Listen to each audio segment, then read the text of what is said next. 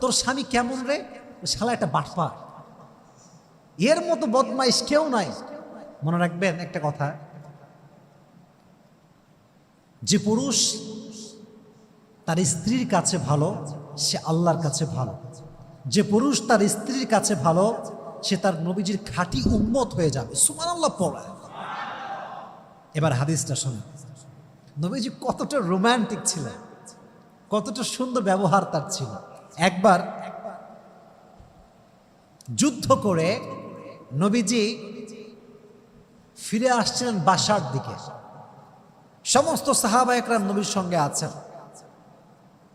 তো হঠাৎ করে নবীজি বললেন, এই তোমরা সবাই যাও, সামনে আগাও, আমি আর আয়েশা সবার পেছনে আসব।